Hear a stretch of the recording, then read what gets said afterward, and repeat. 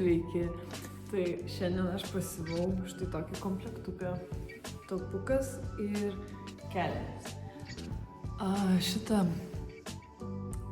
topą aš naudojau seną lekalą, štai šį, kur yra tiesiog trumpas ir trumpam rankom, tai aš pasilginau rankovės.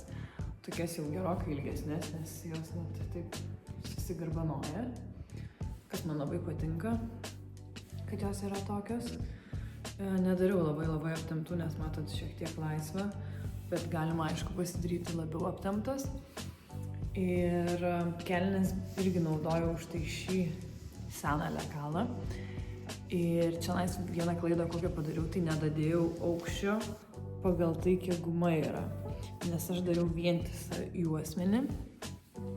Ir kadangi jeigu darom vientisą, o ne atskirą, tai mes turim pridėti prie bazės kelnių į viršų tiek, kiek bus guma. Tai aš čia dabar siuvau 3,5 pločio gumą.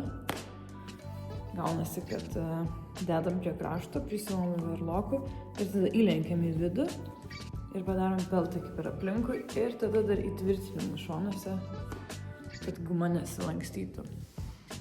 Tai va, ir nieko. Viskas labai paprasta. Siuvimas paprastas, kaip, nežinau, maikučių kelnių, nes čia kišenių nėra. Tai susiuvam klyną, šonus, čia irgi šonai, pečiai, įsiuvam rankovės. Kaklas yra štai toks mano padarytas, tiesiog iš tos pačios medžiagos į juostelę.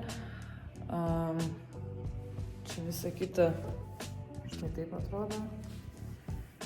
Beje, gumą, kai siūsite, ją turi dėti iš blogosios pusės. Dedat prie blogosios pusės, susivat kartu ir lenkit į vidų. Tada gausis taip, kad jūsų audinys ir guma yra, tiksliau guma gausis viduje. Tai iš blogosios pusės. Man šiek tiek šitas per siauras, aš dėčiau gal storesnę gumą ir dar daryčiau peltakius. Kaip nuotraukoje, pavyzdžiui, va čia, nes galite pasidaryti tokį patį. Ir jeigu siūti ne iš tokios minkštos medžiagos, nes mano tai, pavyzdžiui, biškį persišviečia, tai galima būtų ir tokį komplektuką pasidaryti vaikščioti kažkur, tai nežinau, lauke. Nes aš tai čia tokį dariausi kaip pižamą namuose nešioti.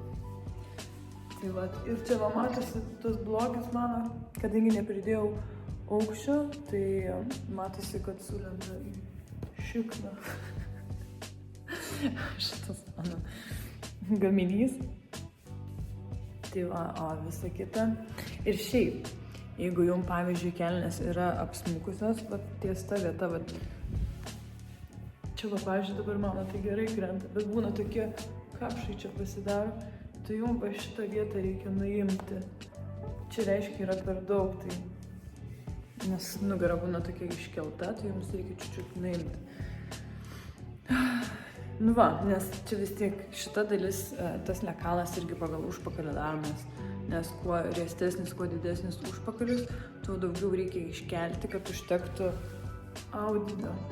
Man, kadangi nedidelis, tai vat gali būti vos net identiškai tas priekis ir nugara.